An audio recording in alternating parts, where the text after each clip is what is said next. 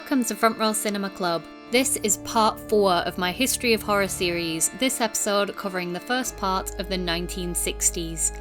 You don't have to, but if you want to start at the beginning, I'll add a link to episode 1. The 1960s will be split into 2 episodes because there's just too much to talk about, that's how exciting this period is. In the 1960s, everything just started to get a whole lot more groovy. Art, society, music, and fashion, both in Britain and America, across the world, changed dramatically, and a sense of freedom and optimism seemed to be in the air. Finally, a gradual relaxation of censorship laws allowed filmmakers to express themselves in increasingly mature ways. Low-budget independent movies began to make a splash, free from studio control. Horror was about to get a lot more violent.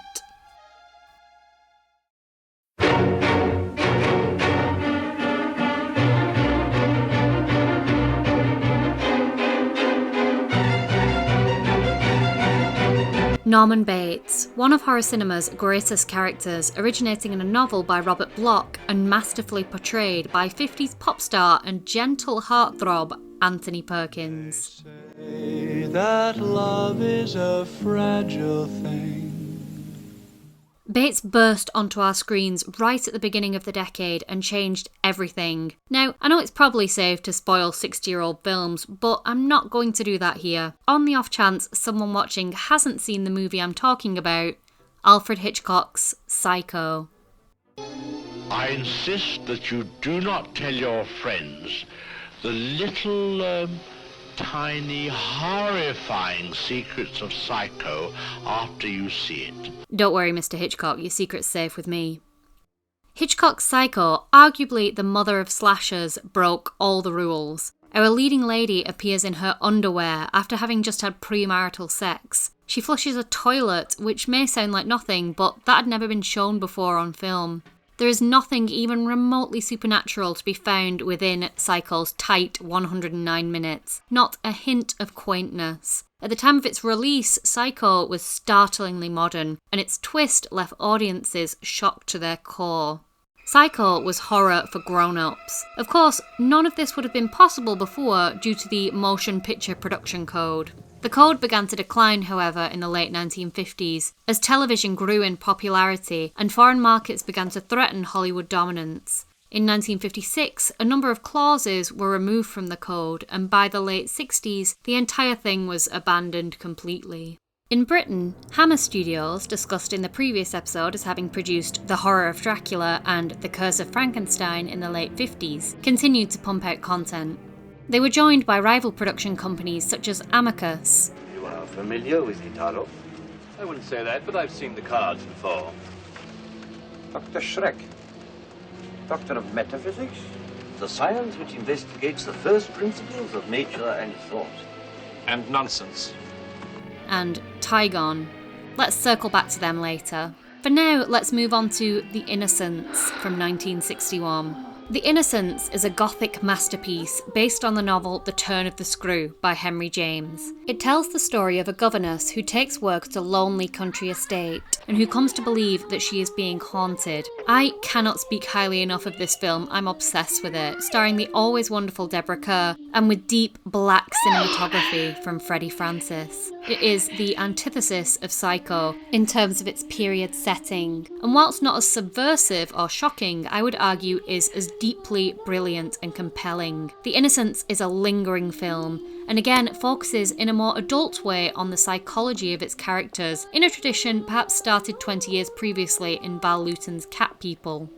It continues in the best tradition of British Victorian horror. We don't know if the ghosts we are seeing are real or figments of a disturbed mind, but in the end, it hardly matters. The terror is just the same. Back in the US, in 1962, a man named Herc Harvey released a film called Carnival of Souls. It would be his first and last feature film, and yet it would leave a huge mark on horror history. Made for just $33,000, Carnival of Souls follows an isolated church organist whose life begins to collapse around her after a car accident. Harvey plays the sinister, chalk-faced figure who stalks her.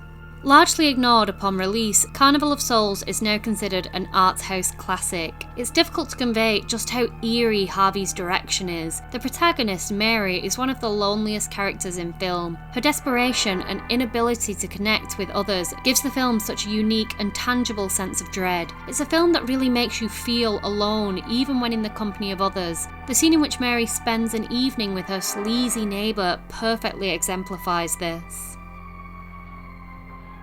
Why don't you and me get out of here, huh? You know, my room's only a couple of feet from yours. Ain't likely to get very far from me, are you? Sticking with low budgets, though much higher than $33,000, we move on to Whatever Happened to Baby Jane. Now a firm cult classic, the film was nominated for 5 Academy Awards at the time of its release. Baby Jane is the story of the relationship between 2 aging sisters, played by Bette Davis and Joan Crawford. It inspired numerous knockoffs in the following years, such as Hush Hush Sweet Charlotte and Whoever Slew Auntie Roo. The making of the film and the tense relationship between Baby Jane's lead actresses was used as the basis for the 2017 TV show Feud, which I highly recommend. So now that's 4 very psychological horror films covered. Let's move on to something a bit different. Merchant of Flesh. Bernard Asher. Swindler. Forger. Jewel thief. Drug addict. I said in my 40s and 50s episode I'd speak more on Vincent Price this time, and I can't do that without talking about this man, Roger Corman. Roger Corman, one of the most prolific directors and producers of all time, is without a doubt also one of the most important figures in 1960s horror. We can begin with House of Usher, which would set the tone for his subsequent work. Corman would make 7 more films based on works by horror writer Edgar Allan Poe, which were free to use and well known to audiences. Corman remarked that Poe was read in every high school. Working on very low budgets, Corman created lavish, gothic, and often psychedelic tales of terror. All but one of his Poe films starred Vincent Price. Corman worked for American International Pictures, AIP, which dealt in cheap productions aimed at teenagers.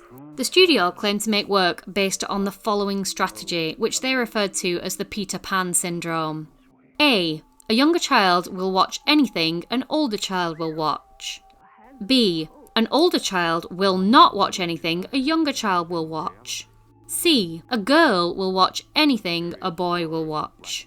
D, a boy will not watch anything a girl will watch. Therefore, to catch your greatest audience, you zero in on the 19-year-old male.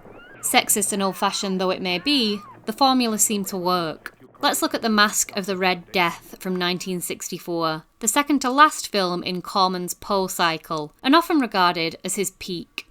Vincent Price plays the sadistic Prince Prospero, overseeing orgies and unspeakable acts as a strange plague ravages the land beyond his castle walls. The film also features Patrick Magee, a very underrated horror star. See my episode on 1981's The Monster Club for more Price and Magee together. We're going to call it a day and cut the episode here for the sake of time. As you can see, things get a lot more complicated in this decade, with studios and indie filmmakers all over the shop vying for a piece of the horror pie. Thank you, and please remember to like, share and subscribe. See you in part 2, which will actually be episode 5 of this horror series. Confusing.